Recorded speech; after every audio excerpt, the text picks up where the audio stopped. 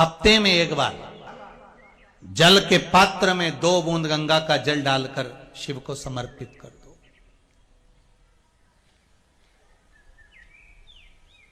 शिव को समर्पित।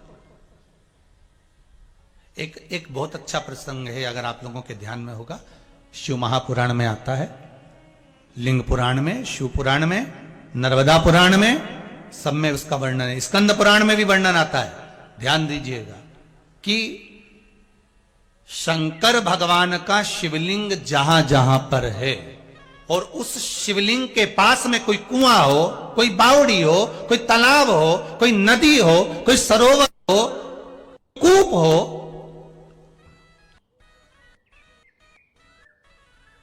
तो उसका जो जल होता है, उसका जो जल होता है वो दूसरा कोई जल नहीं होता। क्या कहा गया? अगर शंकर के मंदिर के पास में, शिव के शिवलिंग के पास में कोई कुआं, कोई बावड़ी, कोई तालाब, कोई सरोवर, कोई कुंड, कोई बावड़ी आदि आदि कोई भी नदी सरोवर कुछ भी है, वो साधारण जल नहीं रहता। शिव महापुराण की कथा कहती है उसमें भारत की भूमि पर जो जो पवित्र पवित्र नदियां, गंगा, यमुना, नर्मदा, सरयू, क्षिप्रा आदि आदि जितनी नदियां हैं, जितने सरोवर हैं, जितने कुंड हैं, भारत की भूमि पर जितने जितने तीर्थ बसे हुए हैं, उस तीर्थ में जो जो नदियां, जो जो तालाब, जो जो बावड़ियां, जो जो कुंड हैं, वो शंकर के शिवलिंग के पास एक कुंड में, कुएं में, एक बावड़ी में आकर समाहित हो जाते हैं। उसका महत्व बढ़ जाता है, उसकी महत्वता बढ़ जाती है। एक एक कुंड, शंकर के शिवलिंग के पास में जो कुंड बसा हुआ है, कुंड के जल की महत्वता क्या है? साहब, काशी में गंगा जी है, बोलो है कि नहीं? चमके तो बोलो जरा, है ना? काशी में गंगा जी है। अच्छा हुआ आप लोगों ने कह दिया है, नहीं तो कई लोग वो राम सेतु को जो राम जी ने बनवाया था, कई लोगों ने तो उसको प्रमाण करना चाहा कि वो तो है ही नहीं। इसलिए अब की बार मोदी जी ने गंगा नहा के दिखा दिया कि गंगा जी है। नहीं तो कई लोग कह देते कि काशी में गंगा ही नहीं है। कहने वाला तो कुछ भी कह सकता है, उसका क्या, वो तो कुछ भी कह दे। अब भले वो नहाए और लोगों ने कुछ भी कहा हो, पर उन्होंने दिखा दिया कि गंगा है, गंगा है। नहीं तो लोगों ने तो कह दिया था राम सेतु ही नहीं है। आज के जमाने में प्रमाण देना भी बहुत जरूरी है साहब कि ये है, देखो मैं नहा रहा हूं, अच्छे से देख लो जरा, पूरी आंखें खोल के। कितनी आंखें मनुष्य की? अरे बोलो जम के। कौन ने कहा 2? शंकर जी की 3 है तो अपनी भी तो 3 है। 2 ये, 1 यहां।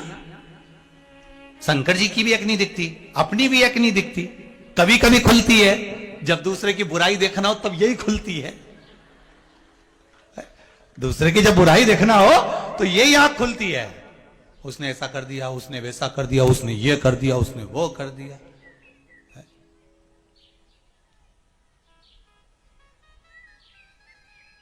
खुलना हो बता दे। अब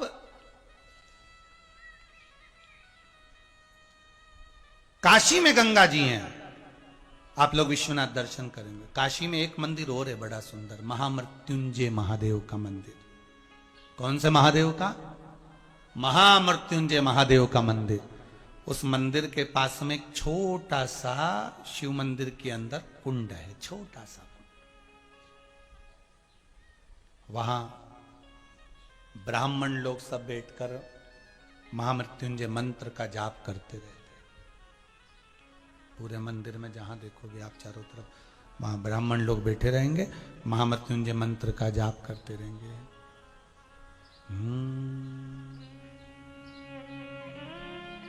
महामृत्युंजय मंत्र का स्मरण करते, ब्राह्मण बैठे मंत्र पढ़। आप भी मौन होकर, बोलकर नहीं, वेद मंत्र का स्मरण करते हुए घट की जिह्वा से इस महामृत्युंजय मंत्र को इस वायलिन की धुन के साथ में स्मरण करेंगे।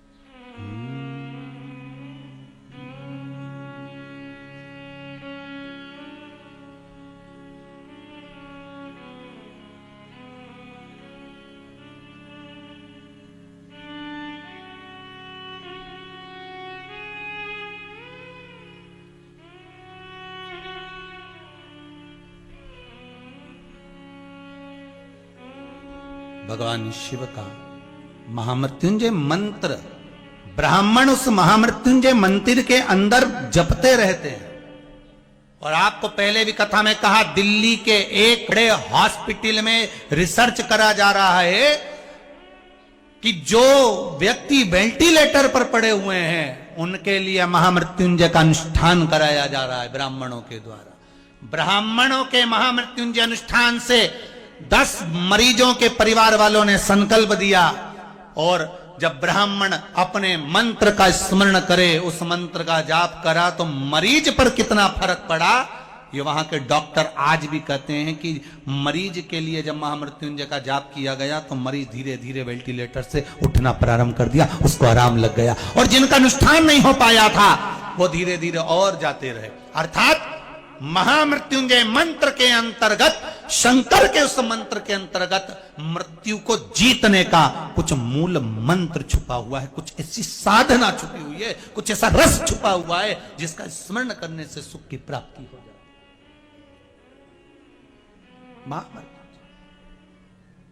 तो आज भी वो काशी में महामृत्युंजय मंदिर के अंदर जहां महामृत्युंजय शिवलिंग है, उस शिवलिंग के पास में छोटा कुंड है, उस कुंड के जल का आज भी आनंद होता है। महाराज, शंकर के मंदिर के पास में जितने कुंड होते हैं उसका एक अलग महत्व होता है। पहले भी कथा में कहा, केदारनाथ जी में सरकारी हॉस्पिटल के पास में था ओम कुंड। अब वो प्राकृतिक आपदा में चले गया हो तो मालूम नहीं है, उसके बाद तो जाना हुआ नहीं, पर चले गया। शिव मंदिर केदारनाथ जी में सरकारी हॉस्पिटल के पास में था ओम कुंड। उस ओम कुंड की महत्वता थी, कोई निपट गूंगा व्यक्ति उस कुंड के पास बैठकर ओम का नाद करता है तो उसकी वाणी आ जाती है, उसका जल पीता है तो आवाज खुलने लगती है, उसका जल पीता है तो हकलापन समाप्त हो जाता है, उसका जल पीता है तो तोतलापन चले जाता है, उसका जल पीता है तो कानों की वाणियां शब्द सुनाई देना चालू हो जाता है। उस ओम कुंड की इतनी महत्वता है। श्री सेलम पर जहां पर मेरे मल्लिकार्जुन भगवान बैठे हैं, उनके मंदिर में प्रवेश करने से पहले कुंड पड़ जाता है, एक बावड़ी पड़ जाती है, कुआं पड़ जाता है। उस कुंड में पूर्णिमा की रात्रि को चंद्र का दर्शन देखकर शिव का दर्शन करा जाए तो नेत्र की ज्योति बढ़ जाती है। महाराज, इतना इतना हमारे कुंडों का महत्व है, उसको समझेंगे 10 जनवरी की कथा में, उसको समझेंगे कितना महत्व।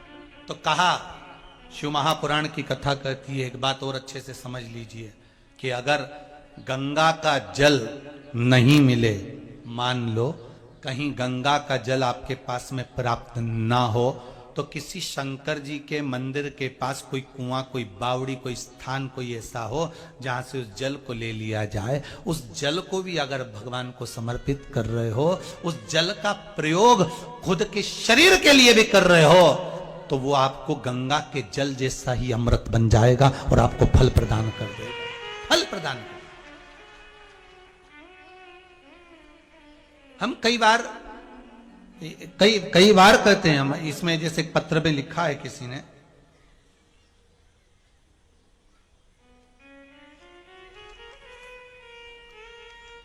रजनी रघुवंशी परासिया जिला छिंदवाड़ा से आई है, कहीं हो तो खड़ी हो जाएं, दोनों हाथ एक बार अवश्य हिलाएं, हर हर महादेव का स्मरण कर कर। इन्होंने पत्र में लिखा है, रजनी रघुवंशी परासिया जिला छिंदवाड़ा, कहीं बैठी हैं तो हाथ हिलाइएगा। गुरुदेव, रुद्र महोत्सव में, रुद्राक्ष उत्सव में हम कुबेरेश्वर धाम आए थे। मेरे दामाद नितेश सूर्यवंशी की नौकरी कलकत्ता में थी। हम लोग बहुत प्रयास करें कि इनकी नौकरी मध्य प्रदेश में हो जाए, पर वो कोलकाता से ट्रांसफर ही नहीं कर रहे थे। अथक प्रयास कर दिया गुरुजी, कई बार प्रयास करा पर वो हुआ नहीं। आखिरी में हमारे पड़ोसी ने कहा कि एक बार चलते हैं कुबेरेश्वर धाम। तब इस पत्र में लिखा है, ये पत्र यहीं रह जाते हैं, हम लेकर नहीं जाते, आपको मालूम होगा, हम यहीं छोड़ जाते हैं, बाद में भी पढ़ सकते हो। कुबेरेश्वर धाम हम गए, वहां जाकर बाबा से दंडवत कर प्रणाम किया। ऐसी कृपा हुई गुरुजी, वहां से आने के बाद मेरे दामाद की नौकरी इंदौर में हो गई है और ट्रांसफर हो गया है, वही बाबा की कृपा। हमको तो कभी कभी महसूस होता है बाबा की ऐसी कृपा है कुबेरेश्वर धाम पर। शिव की हम तो कहेंगे कि मध्य प्रदेश के लोगों के लिए तो एक तीर्थ का आनंद हो गया कुबेरेश्वर धाम, जहां पर शंकर का मंदिर तो बन ही रहा है। सारी दुनिया में पहला मंदिर होगा जिसका निर्माण नहीं हुआ, पर देवाधिदेव महादेव वहां पर बैठकर करुणा बहुत करते हैं महाराज। उस भूमि पर बैठकर कृपा बहुत करते हैं महाराज। ये उस भूमि की प्रताप था। जब पढ़ते हैं कि शिव मंदिर के पास कोई कुआं हो, कोई बावड़ी हो, कोई तालाब हो, कोई सरोवर हो, उसकी महत्वता ज्यादा होती है, तो समझ में आता है कि कुबेरेश्वर धाम में भी एक बावड़ी, एक कुआं है जिसकी महत्वता है, जिसका एक आनंद है। वो गंगा जल से कम नहीं है हमारा,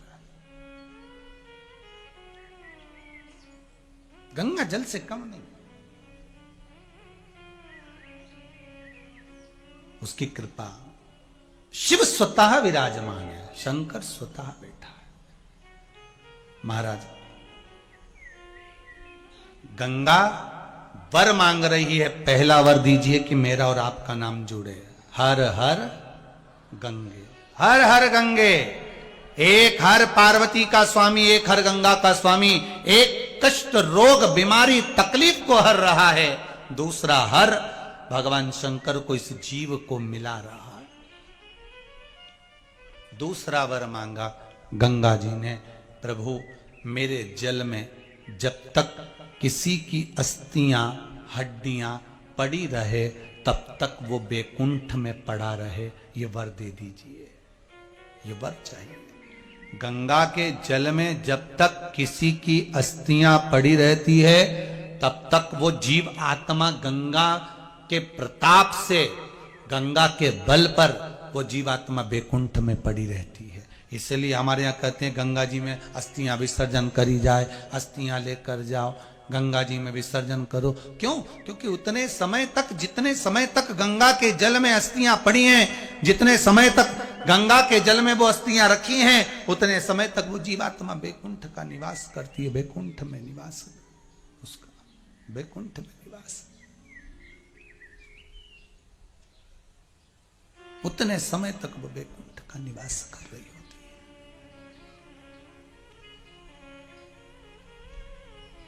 है। इसलिए मैया ओ गंगा मैया, मैया ओ गंगा मैया, हे मां बड़ी पवित्र है तू, बड़ी पावन।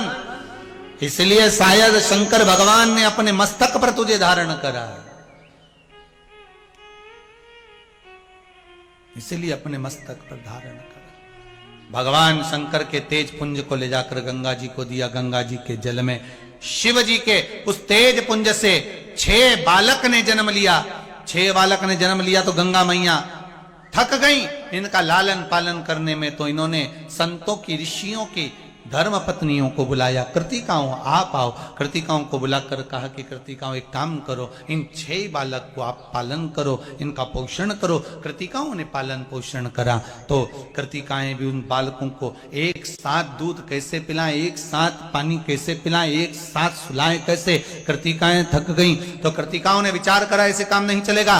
6 बालक को सुलाया, हाथ में जल लिया। अगर हमारा सातित्व पक्का है, हमने पति की सेवा परमेश्वर मानकर करी है, हमने पति के चरणों का अनुमोदन करा है, हमने पति के चरणों का स्मरण करा है, हमने पति के चरणों को नमन किया है, तो ये 6 बालक एक हो जाए। 6 बालक, वो 6 बालक एक हो गए, मुख 6 हो गए, शरीर एक हो गया। उसी का नाम कार्तिकेय हो गया, क्योंकि कृतिकाओं ने उसको जीवित करा था, इसलिए एक करा था तो उसका नाम कार्तिकेय हो गया। कार्तिकेय बाबा प्रकट हो गए। ये कृतिकाओं के तेजपुंज से हुआ है, ये कृतिकाओं के सातित्व बल से हुआ है। कृतिकाओं का सातित्व बल इतना था कि 6 को एक कर सकती है, पर आज की ये कृतिकाएं 6 को अलग अलग कर देती हैं। आज की कृतिकाओं में और पुरानी कृतिका में कितना अंतर है। आज के जमाने में एक माता के 4 बेटे, चारों अगर एक साथ रह रहे हैं, एक जगह पर खा रहे, एक जगह पे रह रहे, इनके घर में इतनी शांति, इतना बढ़िया परिवार था, इतने अच्छे से रह रहे थे। पर जब से ये त्रिवेणी संगम इकट्ठी हुई, इनने 4 रास्ते बना दिए, 4 रास्ते।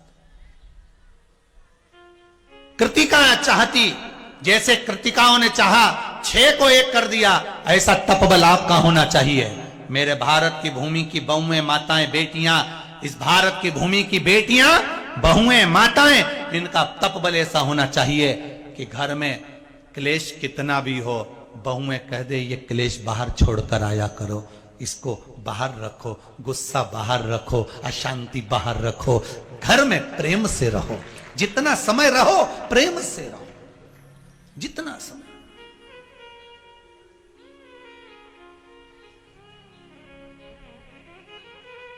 कितना तब्बल था कृतिकाओं का कि कृतिकाएं कह रही हैं कि हम हमारे पतियों के चरणों को प्रणाम करते हैं, नमन करते हैं, साष्टांग करते हैं। आप में से कितनी माताएं जो अपने पति को रोज प्रणाम करती है? हाथ उठाओ जरा, जो रोज धोख लगाए अपने पति को, जो रोज धोखे। अरे एक हाथ तो उठा लो री। उठाया 1 2 3 4 5 6 7 8 9 10 10:30। वो उठाया, गिरा दिया। मैं समझ गया करवा चौथ पे पड़ती होगी चलनी में मुंह देख के, तभी समझ में आता।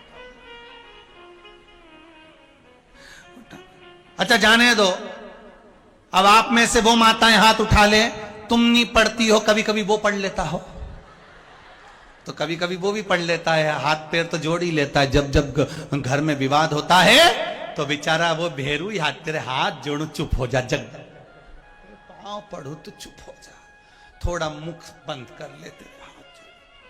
फिर वो चिल्ला के दौड़ी, तुम्हारी मम्मी, तो तेरे हाथ जोड़ू, मेरी माँ है तो चुपचाप बैठ जा, मम्मी है ना, मेरी माता है ना, तू चुप हो जा, तेरे पांव पढ़ लू तू चुप हो जा। ये कभी नहीं पढ़ी पर उसने 50 बार पढ़ ली है, चुप हो जा। वो तो घर में एक नरियल रखता है रोज फोड़ने के लिए, उठते से ही फोड़े, जगजननी जगदम्बा जगद्धात्री चंद्र घंटा जय हो आपकी, एक नरियल रखता है। प्रणाम नहीं करे के उठा लीजिए, प्रणाम तो करना चाहिए, थोड़ा भले ज्यादा नहीं करो पर करो। पहली बार शर्म आए तो इतना घूंघट करके पढ़ी लो, पहली बार उसको भी शर्म आएगी पांव पढ़वाने में, तो 500 का नोट देगा कि 70 साल में आज पढ़ रहे, 40 साल हो गए शादी के, कभी नहीं पांव पढ़िया ही ने, हमेशा सिर ही पढ़िया मेरा, आज पांव पढ़ी।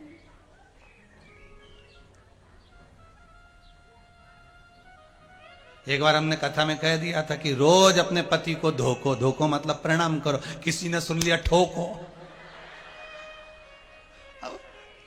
सुनने वाला तो गड़बड़ सुन ले तो पर क्या करे। हमने बोला था धोको, इन्हें सुन लिया ठोको। प्रणाम करना चाहिए, नमन करो, झुक के प्रणाम करने में कुछ जाता थोड़ी। भगवान शिव की कथा कर रही, शंकर का भजन कर रहा।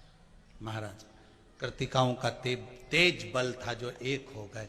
आप में भी वो तेज बल, मेरे भारत की भूमि की माताओं में वो तेज बल आज भी है। चाहे तो वो घर को टूटने नहीं दे, समझा दे। क्या हो गया, पैसे ही घाटा लगाए ना, धन और आ जाएगा, पर परिवार अगर टूट गया, मन अगर चला गया, ये परिवार अगर टूट गया तो वापिस नहीं आएगा। इसलिए धन को महत्व मत दो, परिवार की महत्वता रखिए, परिवार को जोड़ने का प्रयास करिए। जब परिवार जुड़ेगा, एक हो जाएगा। परिवार को जोड़ने का जब हम प्रयास करेंगे, परिवार जब एक होगा तो सुख का अनुभव अपने आप हो जाएगा। अब जिस भी पुराणों को आप श्रवण करते हो, आप जिस पुराण को आप सुन रहे होते हो, चाहे वह भागवत पुराण हो, नर्मदा पुराण हो, रामचरितमानस हो, गीता हो, पद्म पुराण हो, अग्नि पुराण हो, नारद पुराण हो, वराह पुराण हो, कूर्म पुराण हो, जिन भी पुराणों को हम श्रवण करें वो वैभव तो देती है, संपदा भी देती है, लक्ष्मी भी देती है, उसका क्या कारण होता है कि ब्राह्मण जन कहते हैं कि पुराण श्रवण करो सारे कार्य सफल होंगे आपके। उसका कारण केवल इतना होता है कि ये मन, ये चित्त, ये वृत्ति, हमारा हृदय जब भगवान में लग जाता है, हमारा हृदय जब भगवान में पहुंच जाता है, भगवान के चरणों में जब ये दिल लग जाता है, तो भगवान भी देख लेता है कि इसका चित्त अब मुझ में लग गया है, तो अब मेरा फर्ज है कि इसके सारे रोग धोग बीमारी को मिटा देना है और इसको अपने कीर्तन में लगाकर रखना है। ये परमात्मा जानता है। फिर ये भगवान आपको अपनी ओर जोड़ता है, आपको अपनी ओर लेकर आता है। ये भगवान बड़ी मुश्किल से मिलती है शिव पुराण। और आपने पहले भी कथा में सुना होगा, हमने बार बार कहा है, चाहे कार्यकर्ता हो, चाहे घर के लोग हों, जब तक कथा चालू नहीं हो सारी व्यवस्था कर लो, सारी सेवा कर लो, पर जब कथा चालू हो जाए तो कार्यकर्ता भी हो तो बैठकर कथा सुन लो, क्योंकि तुमको बार बार मौका नहीं मिलेगा कि तुम कहीं दूसरी जगह जाके कथा सुन लो। कार्य करो, मना नहीं है कार्यकर्ताओं को, पर कार्यकर्ताओं से भी निवेदन है कि जब कथा चालू हो जाए तो अपने को भी कथा सुनना है, अपने को सुनाना नहीं है, सुनना है। फिर मौका नहीं मिल सकता ये कि आप जब तक कथा चालू ना हो तब तक आप खूब सेवा करो, पर जब कथा चालू हो गई तब मन चित्त वृत्ति, चाहे यजमान परिवार हो, चाहे उनके घर के लोग हों, चाहे कोई, फिर उस मन को अपने को भटकाना नहीं।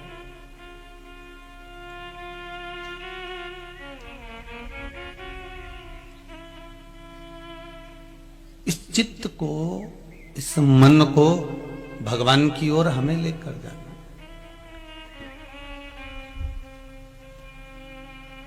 एक पिता मार्गदर्शक होता है,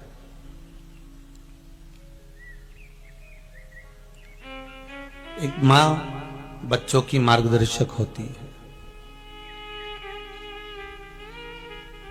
अगर पिता ने अपने बच्चों को ये ज्ञान उपदेश दे दिया, पिता ने कह दिया कि ये तुम्हारे जीवन के लिए श्रेष्ठ है, और बेटा ने अगर विश्वास कर लिया, बेटे ने उस बात को अपने जीवन में उतार लिया कि हाँ ये मेरे लिए श्रेष्ठ है क्योंकि मेरे पिता कह रहे हैं, जब पिता के वचन को आपने अपने जीवन में उतार कर रख लिया, पिता के वचन को जब आपने अपने जीवन में संजो कर रख लिया, तो फिर आप उस विश्वास पर जीना कि मेरे पिता ने कहा है तो ये वचन सिद्ध होगा, तो वो पक्का है कि एक ना एक दिन वो सिद्ध हो ही जाता है, वो सिद्ध हो जाता है।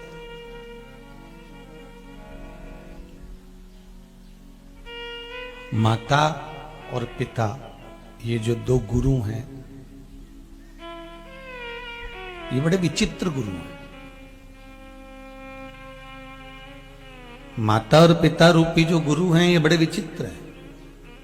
इन्होंने जिंदगी में केवल एक चीज सीखी है, देना। इन्होंने कभी लेना नहीं सीखा। आप किसी गुरु से अगर गुरु मंत्र भी लेते हो तो मिलने जाओगे तो उसको मिठाई का डब्बा दोगे, माला दोगे, श्रीफल दोगे, 150 रुपया उस गुरु जी को भी दोगे। पर माता और पिता रूपी जो गुरु होता है ना, वो एक गुरु ऐसा होता है कि वो आपसे कुछ नहीं लेता, बल्कि आखिरी तक अपनी श्वास जब तक चल रही है तब तक वो पलंग के गद्दे के नीचे से भी निकाल कर 50 रुपए 100 रुपए तुम्हें देता ही रहता है। वो माता पिता है, वो माता पिता रूपी गुरु है।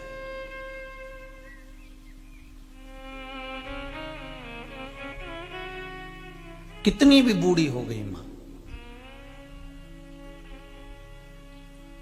जैसे गौ माता भले दूध देना बंद कर दे पर गोबर तो दे रही है ना, गौमूत्र तो प्रदान कर रही है ना, वो आपका कल्याण तो कर रही है ना, भले वो बूढ़ी हो गई।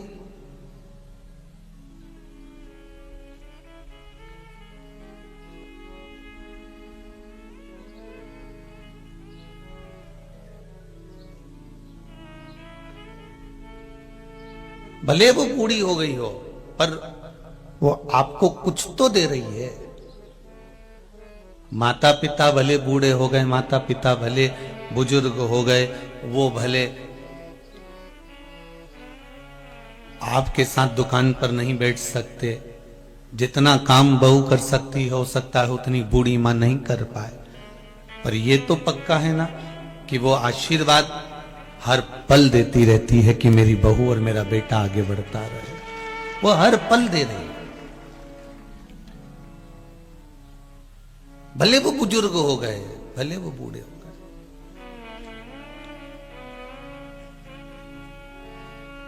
चार गुरु होते हैं। पहला गुरु है मां, दूसरा गुरु है पिता, तीसरा गुरु है शिक्षक, चौथा गुरु है सतगुरु। चार गुरु होते हैं, माता पिता शिक्षक और सतगुरु। इन चार गुरुओं में पहले नंबर का गुरु है मां, जो बेटे को सतमार्ग की ओर लेकर जाती है। दूसरे नंबर का गुरु है पिता, जो बेटे को उसकी मंजिल तक पहुंचाने का प्रयास करता है। और तीसरे नंबर का गुरु है शिक्षक, जो उसको पढ़ाकर उस तक पहुंचाना चाहता है, उसकी दृष्टि को बहुत आगे तक लेकर जाना चाहता है। और चौथे नंबर का गुरु है सतगुरु, जो उसको ज्ञान उपदेश देकर परमात्मा से मिलन का मार्ग निश्चित करता है। पर इन चार गुरुओं में जो दो गुरु हैं वो हैं माता और पिता। इनको आपसे कुछ नहीं चाहिए। अगर आप टीचर से कोचिंग लेने जाएंगे तो वहां तो आपको पैसा 200-500 रुपए देना पड़ेगा। पढ़ने स्कूल में जाएंगे तो वहां भी फीस जमा करना पड़ेगी। अगर आप कहीं जा रहे हैं तो 100-50 रुपए खर्च जरूर होगा। सतगुरु के पास में भी जा रहे हैं तो वहां पर भी आपको कुछ ना कुछ तो देना ही पड़ेगा। पर माता पिता रूपी गुरु एक ऐसे होते हैं जो देते हैं पर आपसे कभी कुछ नहीं लेते। लेना उनको आता ही नहीं है। अगर लेना आता होता तो शायद आपको जन्म ही नहीं देते। आपको जन्म देने का कारण ही केवल इतना है कि मुझे इनको देना है, मुझे इसको देना है। आज भी कई माताओं के मन की एक बात आती है, कई पुरुष लोग आपस में बात कर लेते हैं। वो कहें कि घर में 2-3 बेटियां हैं, मेरे घर में बेटा नहीं है। अगर मेरे घर में बेटियां हैं तो क्या बेटा नहीं है तो क्या हुआ? नहीं नहीं, कोई उत्तराधिकारी तो होना चाहिए, घर संभालने वाला तो होना चाहिए। मतलब ये पक्का हो गया कि इसको हमको दे के जाना है।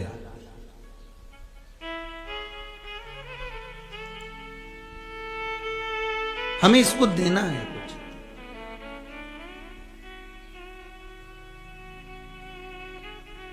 कोई उत्तराधिकारी चाहिए। माता पिता वो गुरु हैं जिन्होंने जीवन में केवल देना सीखा है, केवल देना।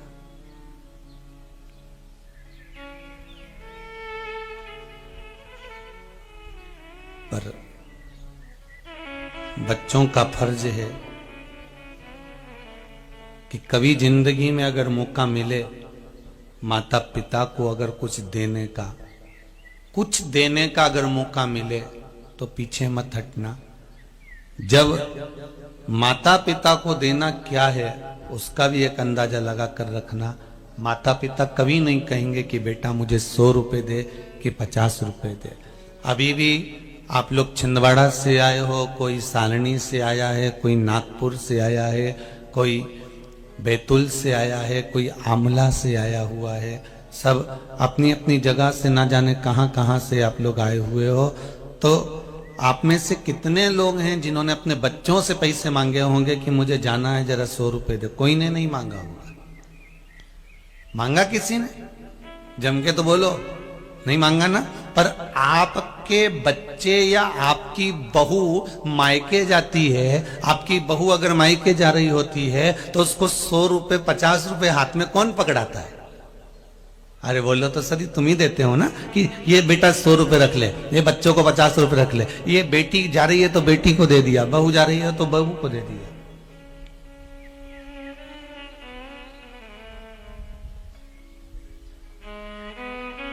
ये 100 रुपए, ये 50 रुपए आप रख लीजिए।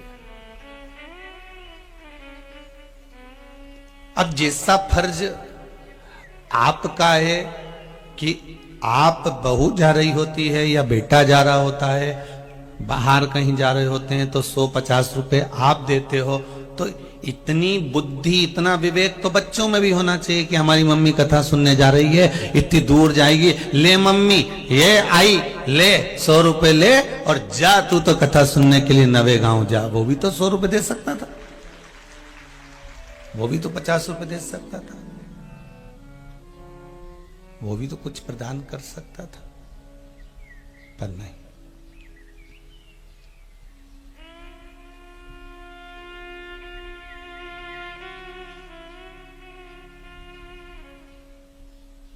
रामायण किस किसने सुनी है? जरा हाथ ऊंचा करो। सबने सुनी है? रख लो, धर लो हाथ वापिस नीचे।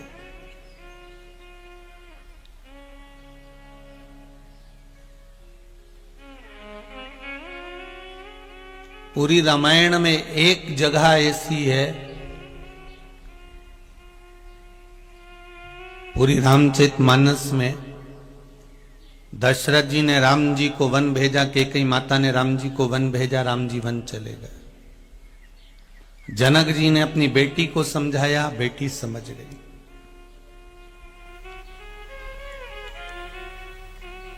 उर्मिला मांडवी शुद्धकीर्ति को माता कौशल्या जी ने समझाया, कौशल्या समझ गई। मांडवी उर्मिला शुद्धकीर्ति समझ गई।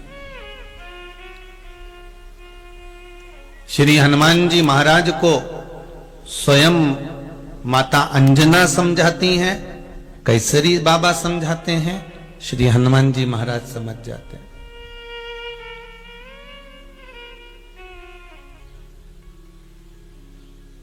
पर पूरी रामचरितमानस में एक स्थान ऐसा आता है, एक जगह ऐसी आती है कि उस स्थान पर हनुमान जी सारी जगह छोड़कर उस पर्वत पर चढ़कर उस पे लात रखकर वो पर्वत पर अपना पांव रखकर फिर लंका की ओर जाते हैं, और पर्वत पर जैसे ही पांव रखा वो पर्वत जमीन में चला जाता है, पाताल में चला जाता है। सुना है कि नहीं सुना?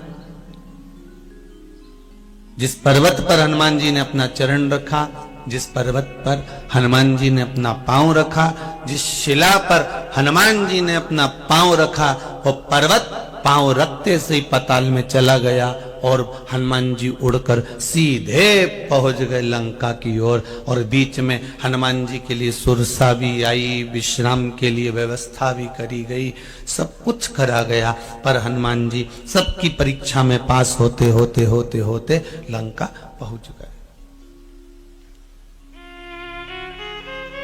हनुमान जी लंका पहुंच गए।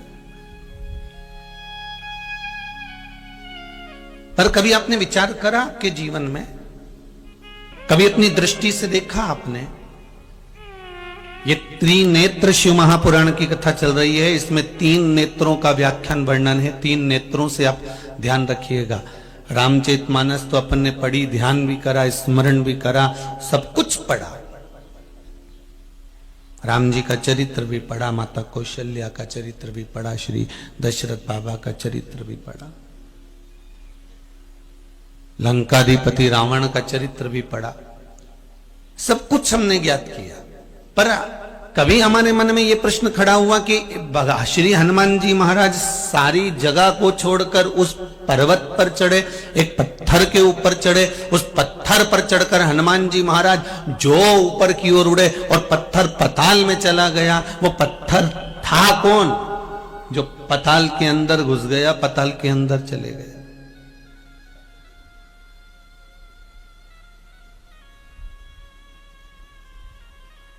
मेरे भगवान कृष्ण जिस जिस वृक्ष के ऊपर चढ़े, जिस जिस डाली पर बैठे, उस डाली का भी वर्णन हमारे शास्त्रों में है। मेरे राम जी महाराज जिस जिस आश्रम में पहुंचे, जिस जिस जगह पर पहुंचे, उस आश्रम का वर्णन हमारे शास्त्रों में है। पर हनुमान जी महाराज के मार्ग में चलते चलते सुरसा मिली, उसका वर्णन था। कोई पर्वत विश्राम के लिए आया, उसका भी वर्णन था। लंका में पहुंचे, लंकनी मिली, उसका भी वर्णन था। विभीषण का घर मिला, उसका भी वर्णन था। पर हनुमान जी महाराज जिस पत्थर पर चढ़े और जिस पत्थर पर हनुमान जी ने अपना पांव रखा और वो पत्थर पताल में चले गया, आखिर वो पत्थर था कौन जिस पर हनुमान जी सब जगह छोड़कर उसी पत्थर पर क्यों चढ़े? वही पत्थर क्यों मिला?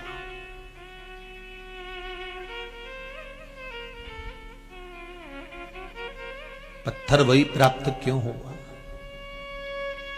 और कोई दूसरा पत्थर हनुमान जी को क्यों नहीं मिला ऊपर चढ़ने के लिए? मिल जाता पर नहीं।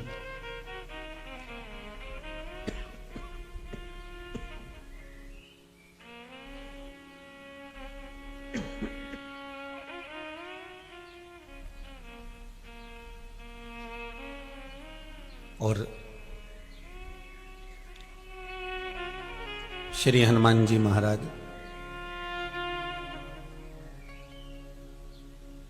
जब वापिस लौट कर आए,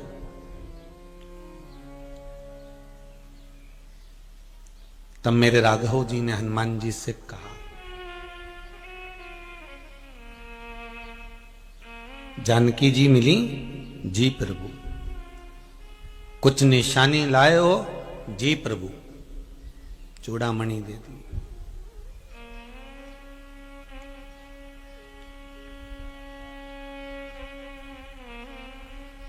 राम जी ने कहा, हनुमान तुमको मालूम है कि तुम कौन हो? आपको मालूम है आप कौन है?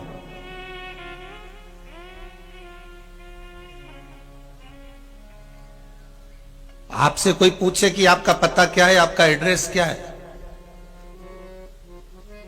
आपसे कोई पूछेगा आप कहां से आए हो, तो आप अपना एड्रेस बता सकते हो कि हम बैतूल से आए, हम छिंदवाड़ा से आए, हम यहां से आए, हम वहां से आए, आप कह सकते हो। और अगर आप यहीं नवे गांव से भी आए हो तो आप कह दोगे मेरा इस वार्ड में इस जगह पर मेरा घर है, घर का नंबर 15 है और मेरा एड्रेस ये है। तो कोई आपसे कह दे ये तो आपके घर का एड्रेस है, आपका एड्रेस बताओ कि आप कहाँ रहते हो। तो उसने फिर कहा कि मेरी दुकान पे रहता हूं, तो दुकान का एड्रेस है। तुम्हारा एड्रेस कहाँ है, तुम कहाँ रहते हो?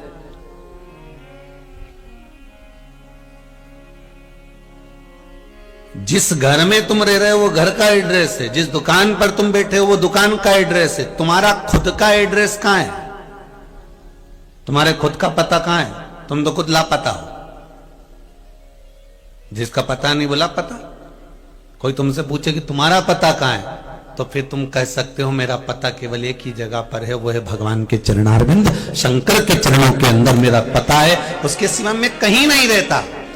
मैं राम कथा में, मैं कृष्ण कथा में, मैं शिव कथा में रहता हूं। जैसे श्री हनुमान जी महाराज से जब राम जी राजा बने सब प्रसन्न दिख रहे थे। सुग्रीव प्रसन्न थे, विभीषण प्रसन्न थे, राम जी प्रसन्न थे। तो माता सीता जी ने पूछ लिया कि ये केवट इसलिए प्रसन्न है क्योंकि निषादों का राजा बन गया, सुग्रीव इसलिए प्रसन्न है क्योंकि किष्किंधा का राजा बन गया, विभीषण इसलिए प्रसन्न है क्योंकि लंका का राजा बन गया, आप इसलिए प्रसन्न हो कि आप अयोध्या के राजा बन गए। पर हनुमान क्यों नाच रहा है? हनुमान को क्या मिल गया जो इतना प्रसन्न होकर नाच रहा है? तब हनुमान जी को बुलाया गया। माता जानकी जी ने पूछा, हनुमान तुझे कौन सी जगह का राज्य मिला है जो तू इतना प्रसन्न होकर नाच रहा है? हनुमान कहते हैं, मां मुझे राघव जी के चरणारविंद का राज्य मिला है, इसलिए मैं प्रसन्न होकर नाच रहा हूं। मुझे राम के चरण मिले हैं, मुझे राघव के चरण मिले।